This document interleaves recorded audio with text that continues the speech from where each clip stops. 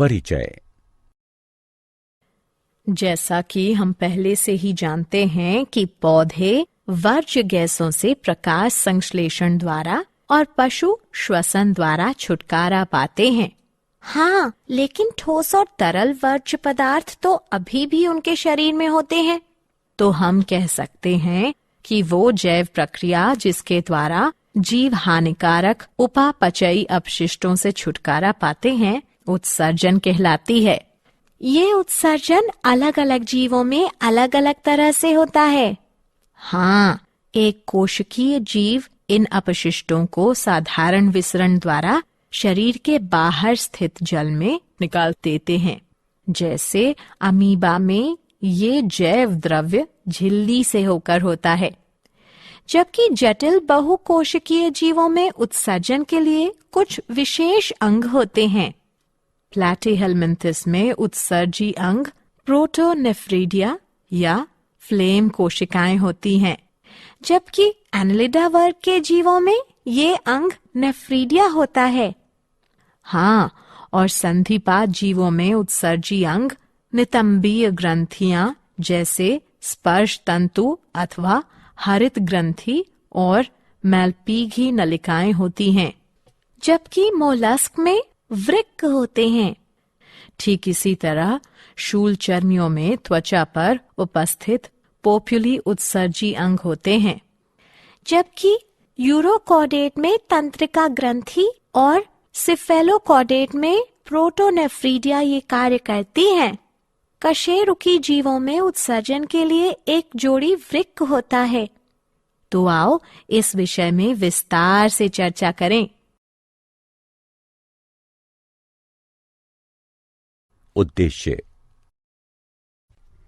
इस पाठ के अंत में आप निम्न करने में सक्षम हो जाएंगे: पशुओं और पौधों में उत्सर्जन को समझना, उत्सर्जन के प्रकारों के बारे में जानना, मानव में उत्सर्जन को समझना, उत्सर्जन संबंधी सभी अंगों के बारे में जानना, फेफड़ों द्वारा होने वाले उत्सर्जन को समझना, त्वचा से होने वाले उत्सर्जन के बारे में जानना, बृहदांत्र से होने वाले उत्सर्जन को समझना,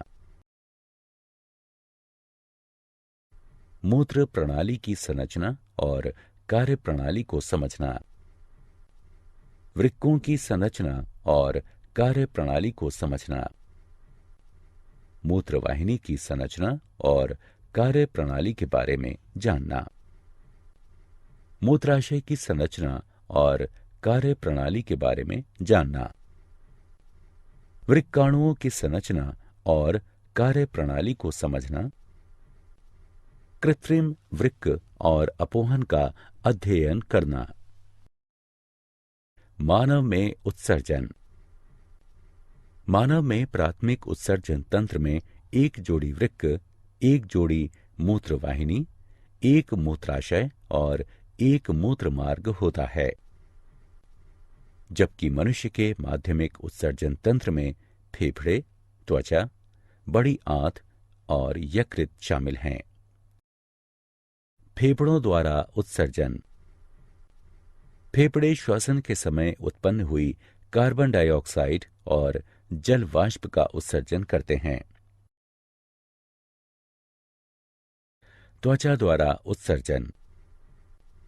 त्वचा में स्थित स्वेद ग्रंथि की सहायता से त्वचा यूरिया, लवण तथा जल को उत्सर्जित करती है। स्वेद यानी पसीना त्वचा में छोटे छोटे छिद्रों से बाहर निकलता है। बृहदांत्र द्वारा उत्सर्जन। बृहदांत्र गुदा की सहायता से ना पचने योग्य भोजन को मल के रूप में बाहर निकाल देती है। यह अपशिष्ट पदार्थों का भंडारण क्षेत्र है, जहां ये बाहर निकाले जाने की प्रतीक्षा करते हैं। मूत्र उत्सर्जन तंत्र। वे अंग जो मूत्र को बनाते हैं, उनका भंडारण करते हैं और उत्सर्जित करते हैं। सम्मिलित रूप से मूत्र उत्सर्जन तंत्र बनाते हैं। इसमें एक जोड़ी वृक्क, एक जोड़ी मूत्रवाहिनी, एक मूत्राशय और एक मूत्र मार्ग होता है। वृक्क में उत्पन्न मूत्र मूत्र वाहिनियों से गुजरकर मूत्राशय में पहुंचता है। यहाँ यह तब तक एकत्र होता है जब तक कि यह मूत्र मार्ग के जरिए बाहर ना निकल जाए। वृक्क। उदर में मेरुदंड के दोनों ओर एक एक वृक्क होता है। वे बड़े, लाल, भूरे और सेम की आकृति के होते हैं। दाईं ओर के वृक्क की स्थिति थोड़ी सी नीचे की ओर होती है। वृक्क की अवतलता को नाभिका कहते हैं, जो हमेशा भीतर की ओर होती है। प्रत्येक वृक्क लगभग 10 लाख निस्यंदन एकक या वृक्काणुओं से बना होता है। एक व्यक्ति को स्वस्थ रखने में वृक्क का ठीक ढंग से काम करना बेहद आवश्यक होता है। वृक्काणु। वृक्क के बाहरी भाग में वृक्काणु संवलित होकर वृक्कीय छाल बनाते हैं और मध्य भाग में सीधा जाते हुए वृक्कीय मज्जा का निर्माण करते हैं। वृक्काणु वृक्क की कार्यात्मक इकाई होते हैं। प्रत्येक वृक्काणु एक लंबी कुंडलित नली जैसी संरचना होता है, जो रुधिर से नाइट्रोजन युक्त अपशिष्टों को छानता है और मूत्र का निर्माण करता है। यूरिया मूत्र में उपस्थित मुख्य नाइट्रोजन युक्त अपशिष्ट होता है, इसलिए मनुष्य एक उत्सर्जक के रूप में यूरियोटेलिक है। मूत्र वाहिनियां। ये लंबी, संकरी, पतली भित्ति वाली नली जैसी संरचनाएं होती हैं, जो वृक्क की नाभिका से प्रारंभ होकर नीचे की तरफ जाती हुई मूत्राशय से मिलती हैं। मूत्र वाहिनियां मूत्र को वृक्क से मूत्राशय तक क्रमाकुंचन द्वारा ले जाती हैं। मूत्राशय। मूत्राशय एक पतली भित्ति वाली, लचीली, नाशपाती के आकार की और प्रासार्य थैली होती है, जो उदर के निचले भाग में स्थित होती है। मूत्राशय मूत्र की अस्थायी भंडारण करने की थैली होती है। मूत्राशय कोमल मांसपेशियों से बना होता है, इसलिए यह तंत्रिका तंत्र के नियंत्रण में होता है। यही वजह है कि हम मूत्र त्याग करने की इच्छा को नियंत्रित कर सकते हैं। मूत्र मार्ग। मूत्र मार्ग एक मांसपेशीय और नलीदार संरचना है, जो मूत्राशय से शरीर के बाहर तक होता है। मूत्र मार्ग ही मूत्र को शरीर से बाहर निकालता है। बोमन संपुट। बोमन संपुट दो भित्ति वाला एक कप होता है, जो वृक्कीय छाल में उपस्थित होता है। यह समतल कोशिकाओं से बनी पतली और अर्धपारदर्शी उपकला का बना होता है। बोमन संपुट के विवर में रुधिर कोशिकाओं का एक गुच्छा होता है, जिसे ग्लोमेरुलस कहते हैं। यह अभिवाही धमनी के विभाजित होने के फलस्वरूप बनता है। बोमन संपुट और ग्लोमेरुलस को सम्मिलित रूप से मैलपीघी का अथवा वृक्कीय संपुट कहते हैं। ग्लोमेरुलस वह जगह है जहां दाब के अंतर्गत छनन होता है, जिसे अति सूक्ष्म छनन कहते हैं। इस प्रकार बना हुआ निस्यंद ग्लोमेरुलर अथवा वृक्कीय निस्यंद कहलाता है। वृक्कीय नलिकाएं। वृक्कीय नलिका लंबी और कुंडलित होती है तथा 3 भागों में बटी होती है। निकटस्थ संवलित नलिका, हेनले का लूप, दूरस्थ संवलित नलिका। निकटस्थ संवलित नलिका वृक्क का संवलित भाग होती है तथा वृक्कीय छाल में स्थित होती है। यहाँ वृक्कीय निस्यंद से सोडियम, कैल्शियम, अमीनो अम्ल इत्यादि का चयनित पुनरावशोषण होता है।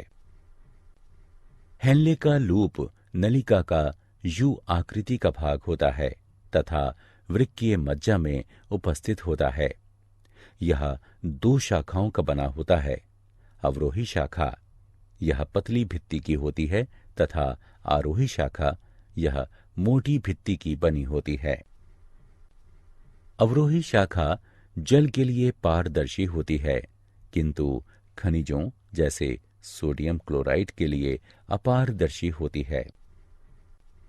आरोही शाखा खनिजों जैसे सोडियम क्लोराइड के लिए तो पारदर्शी होती है, किंतु जल के लिए अपारदर्शी होती है। यहाँ मूत्र की सांद्रता बढ़ती है। दूरस्थ संवलित नलिका वह संवलित भाग है जो वृक्कीय मज्जा में स्थित होता है। यह संग्राही नलिका में खुलता है। वृक्कीय निस्यंद में उपस्थित अधिकतम जल की मात्रा दूरस्थ संवलित नलिका तथा संग्राही नलिका की भित्ति द्वारा पुनरवशोषित हो जाती है। मूत्र का निर्माण। रुधिर से वर्ज्य पदार्थों का छनन करना ही मूत्र निर्माण का उद्देश्य है। ठीक वैसे ही जैसे कार्बन डाइऑक्साइड रुधिर से फेफड़ों में अलग हो जाती है, नाइट्रोजन युक्त वर्ज्य पदार्थ जैसे यूरिया, यूरिक अम्ल रुधिर से वृक्क में अलग होते हैं। इसीलिए इस पर कोई आश्चर्य नहीं होना चाहिए यदि वृक्क का आधारभूत छनन तंत्र फेफड़ों जैसे ही पतली भित्ति वाली रुधिर कोशिकाओं का गुच्छा हो। वृक्क में प्रत्येक रुधिर कोशिका गुच्छ नली के कप की आकृति वाले छोर से संबद्ध होता है, जिसमें मूत्र निस्यंद एकत्रित होता है। प्रारंभिक निस्यंद में कुछ पदार्थ जैसे ग्लूकोज, अमीनो अम्ल, लवण और जल की बड़ी मात्रा उपस्थित होती है, जो नलिका में मूत्र के आगे बढ़ने पर चयन द्वारा पुनरवशोषित हो जाती है। जल का पुनरवशोषण इस बात पर निर्भर करता है कि शरीर में जल की कितनी अतिरिक्त मात्रा उपस्थित है और उसमें घुले अपशिष्ट पदार्थों की कितनी मात्रा है जिनका उत्सर्जन होना है। मूत्र का भंडारण मूत्राशय में तब तक होता है जब तक उसमें दबाव इतना बढ़ जाए कि मूत्र मार्ग द्वारा मूत्र त्याग करने की इच्छा होने लगे। कृत्रिम वृक्क रुधिर अपोहन। वृक्क जीवित रहने के लिए अनिवार्य अंग है। बहुत से कारक जैसे संक्रमण, चोट अथवा वृक्क में बाधित रुधिर संचार वृक्क की क्रियाशीलता को कम कर देते हैं। इसके कारण शरीर में विषैले वर्ज्य पदार्थ एकत्रित होने लगते हैं, जिसके कारण मृत्यु भी हो सकती है। वृक्क के कार्य बंद कर देने की स्थिति में कृत्रिम वृक्क का उपयोग किया जा सकता है, जो नाइट्रोजन युक्त वर्ज्य पदार्थों को रुधिर से अपोहन द्वारा हटाने का उपकरण है। कृत्रिम वृक्कों में बहुत सी नलिकाएं जिनमें एक अर्ध पारदर्शी रेखा होती है, अपोहन विलयन से भरी टंकी में डूबी होती हैं। इस द्रव का परासरण दाब रुधिर के परासरण दाब के बराबर होता है, लेकिन इसमें नाइट्रोजन युक्त वर्ज्य पदार्थ नहीं होते हैं। रोगी का रुधिर इन्हीं नलिकाओं से होकर गुजरता है। यहां से गुजरते समय रुधिर में उपस्थित वर्ज्य पदार्थ विसरण द्वारा अपोहन विलयन में चले जाते हैं। शुद्ध रुधिर को पुनः रोगी के शरीर में भेज दिया जाता है। यह वृक्क की कार्यप्रणाली के ही समान है, लेकिन यह अलग है क्योंकि इसमें पुनरवशोषण नहीं होता है। साधारणतया एक स्वस्थ वयस्क के वृक्क में प्रतिदिन 180 लीटर प्रारंभिक निस्यंद बनता है। हालांकि प्रतिदिन उत्सर्जित मात्रा 1 या 2 लीटर ही होती है, क्योंकि बाकी बचा निस्यंद वृक्क नलिकाओं में पुनरवशोषित हो जाता है। पौधों में उत्सर्जन। पौधों में उत्सर्जन पशुओं से अलग दूसरे ही तरह से होता है। प्रकाश संश्लेषण के समय बनी ऑक्सीजन ही इनमें वर्ज्य पदार्थ होती है।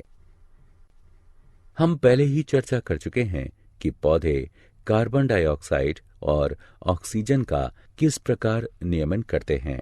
वे वाष्पोत्सर्जन द्वारा जल की अतिरिक्त मात्रा को उत्सर्जित कर देते हैं। दूसरे अपशिष्ट पदार्थ उनके उत्तकों में उपस्थित मृत कोशिकाओं में रहते हैं। पौधों को अपने कुछ भागों जैसे पत्तियों को खोकर ही वर्ज्य पदार्थों से छुटकारा मिलता है।